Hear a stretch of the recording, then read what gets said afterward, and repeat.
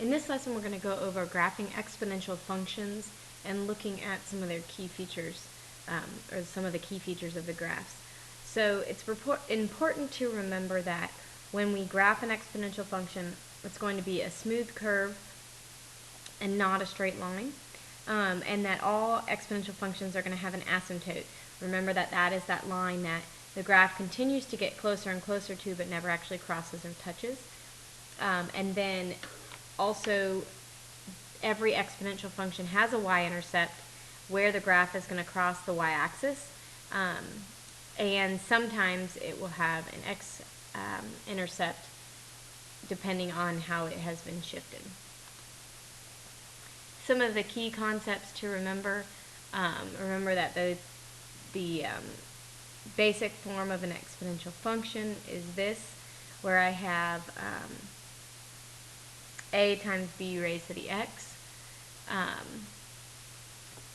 If it's in this form and it hasn't been shifted, then the asymptote itself is going to be the x-axis, which we can describe as the horizontal line y equals 0. If it's in the form of this, where we've added a value or subtracted a value, then the entire graph has been shifted vertically by k. So if it's plus 3, then I took the whole graph and I moved it up 3, so the asymptote is no longer at 0, it's now at 3. If I did the same thing but I subtracted 2, same thing, now the asymptote would be y equals negative 2. When we talk about the end behavior, we're going to look at what is happening to y as x becomes larger and smaller.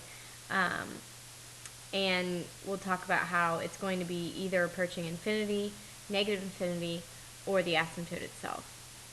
My suggestion would be to graph the function and then tell me what the end behavior is. Some of the complex ones we're going to use technology for, so we're going to look at our using our graphing calculator for that. Alright, a couple of things I want to talk about regarding the basic form of an exponential function.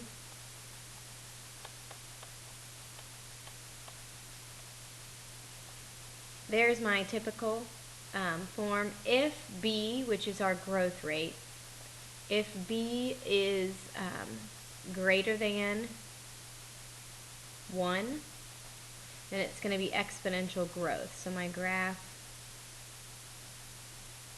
will look something like that. Okay? So if b is greater than 1, it's going to look something like that. If if a is negative, or if there's a negative in front of a, then what's going to happen is, here, I'll write it over here.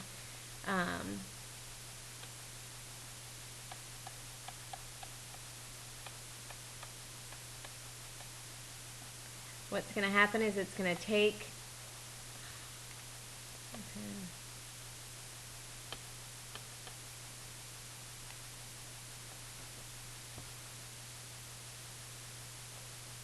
if there's a negative in front of a, what's going to happen is instead of this graph growing and looking like the one in the green over here, it's going to reflect it over the x-axis, so it would look like this.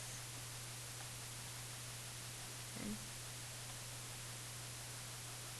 If I have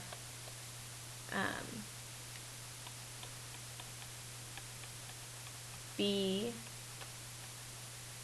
between 0 and 1, so basically a fraction or a decimal that's less than 1, what's going to happen is that's going to look like exponential decay, which looks like this.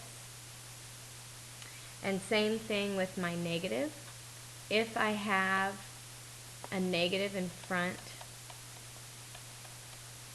but b is still between 0 and 1, it's going to take this graph right here and reflect that down.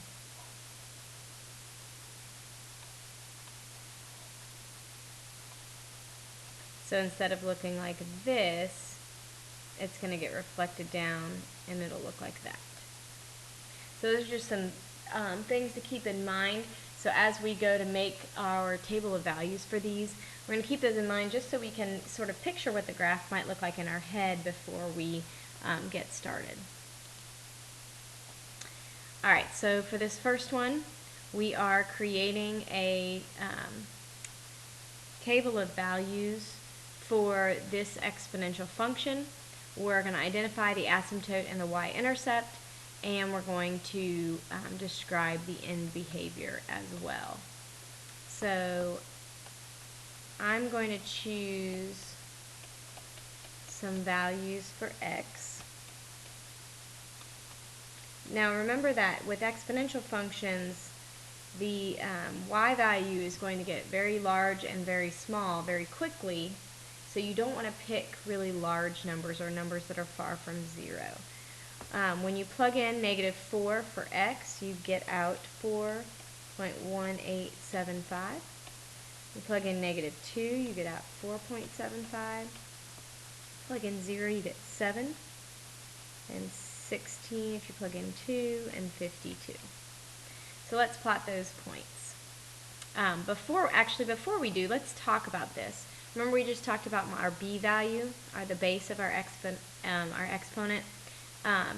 If it was greater than 1, then it's growth, so we should have a function, a graph that looks something like this.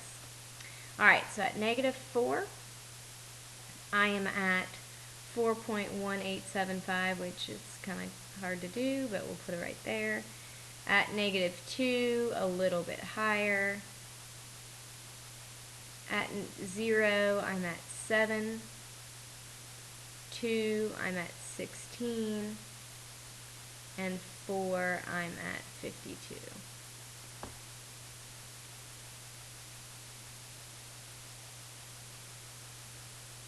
Alright, and if you recall, remember we said that when we add k, add a value, that this 4 becomes our new asymptote. So if you look, if I continue to put in negative numbers, these values are going to get closer and closer, my y values are going to get closer and closer to 4, but they're never actually going to reach 4 because 4 is now my asymptote. So my asymptote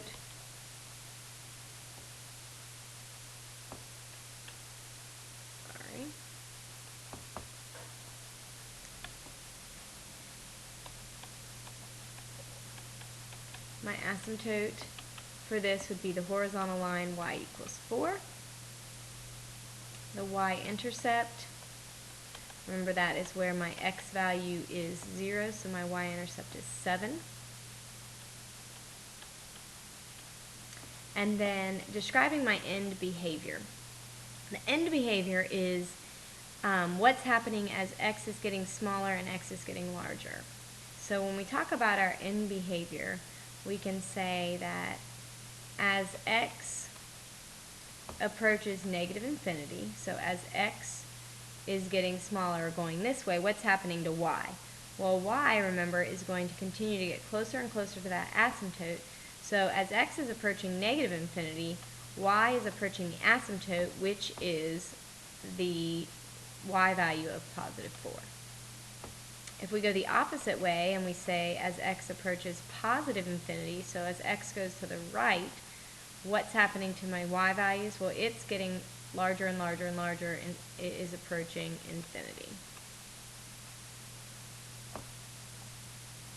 So this would describe my end behavior. As x is getting smaller or going to the left, y is approaching the asymptote, and as x is getting larger, y is approaching positive infinity. We're going to create a table of values for this and identify the same as we did in the previous problem.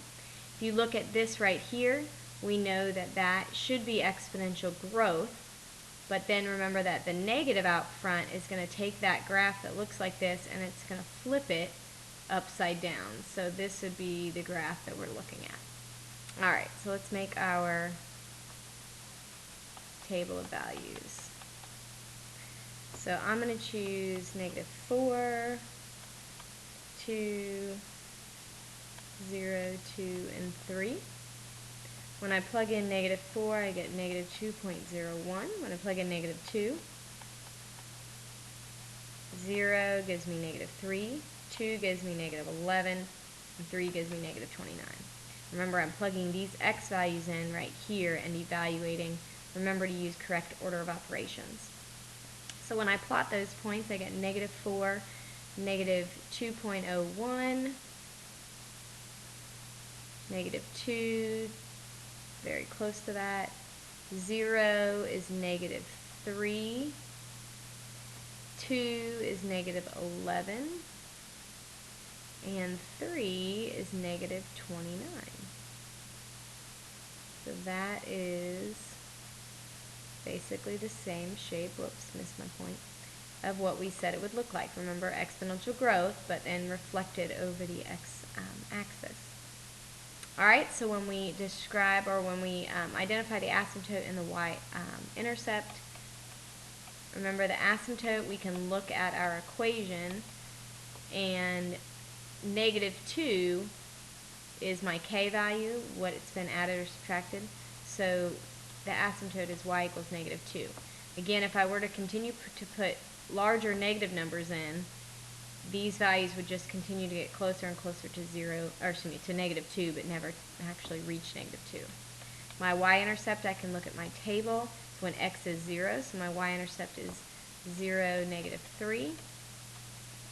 And then my end behavior, as x approaches negative infinity,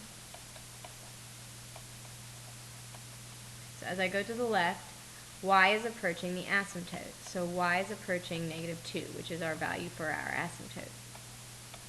As x is approaching positive infinity, y is approaching, well, as x approaches positive infinity, as x goes to the right, y is approaching negative infinity.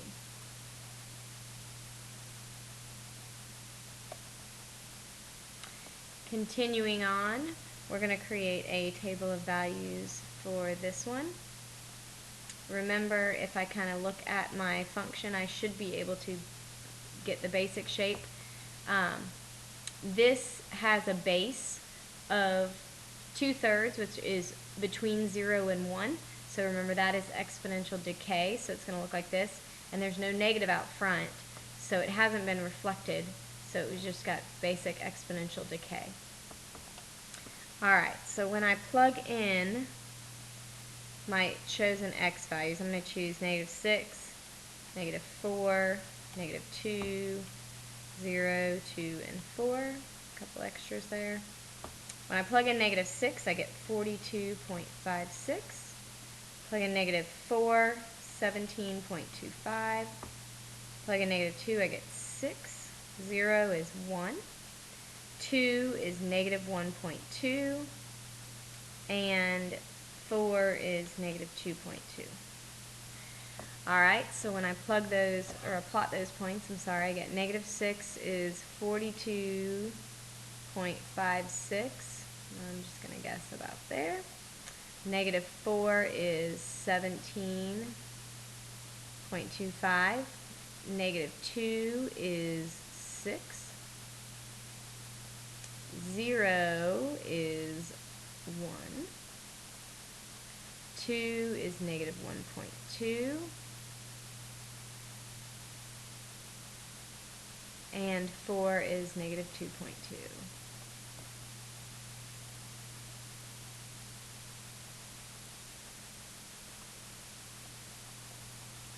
Alright, so let's look at our asymptote. My asymptote for this, remember I can look at my k value, so my asymptote is going to be negative 3. Again, as these values continue to get larger, these values are going to get closer and closer to negative 3, but they're never actually going to touch negative 3. So my asymptote is the horizontal line y equals negative 3 because of this k value here. My y-intercept, I can look at my table. It's when x is 0. So 0, 1. And then if I describe the end behavior, as x approaches negative infinity, so as x goes to the left, y is getting larger, so y is approaching positive infinity. as x approaches positive infinity, or as x goes to the right, y is approaching that. My y values are approaching that asymptote. And remember that asymptote is -3.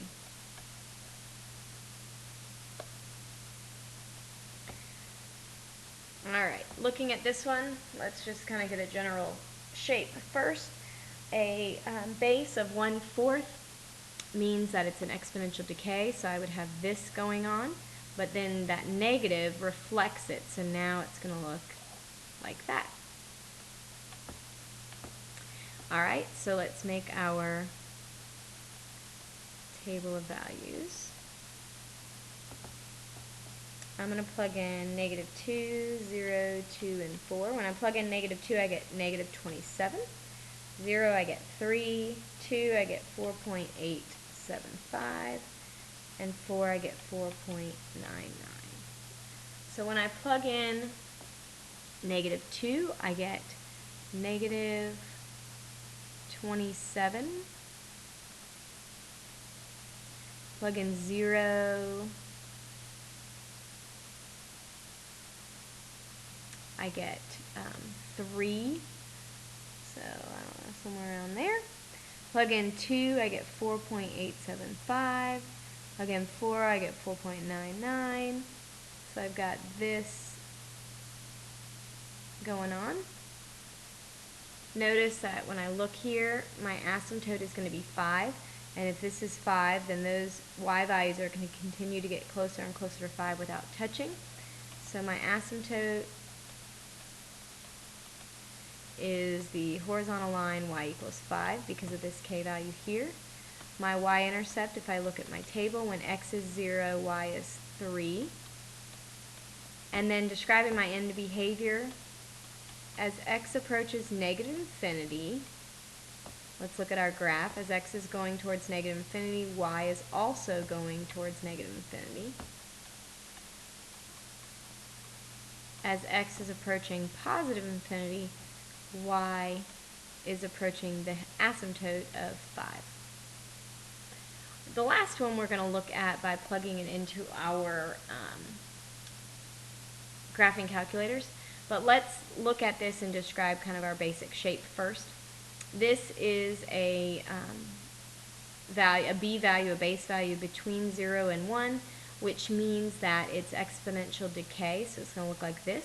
But then this negative out front is going to reflect it, so really it's going to look like that, and then my asymptote should be 5. So we're going to look at it and we're going to identify the y-intercept, and then we're also going to describe the end behavior. So when I plug this in, I'm going to press y equals, and I've got my function in there. It's -2 times 1/4 raised to the x power plus 5. And if I graph that, this is what I'm looking at right here. So I can calculate what my y-intercept is if I press second, trace, and I go down to calculate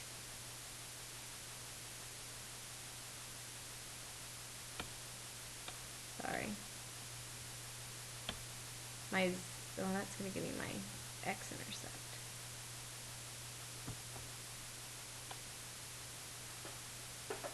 Okay, so I can calculate my y-intercept by tracing it, or actually I can just look at the table of values. So if I press second graph, it'll give me a table of values, and I can see that when my x value is 0, my y value is 3.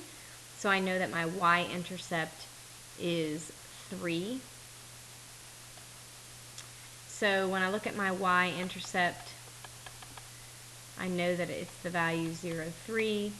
I know that my asymptote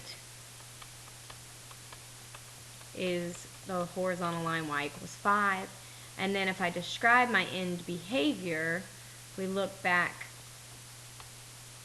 at my graph.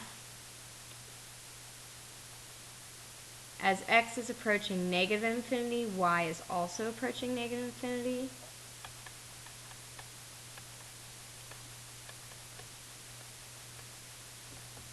And then as x is approaching positive infinity, y is approaching that asymptote of 5.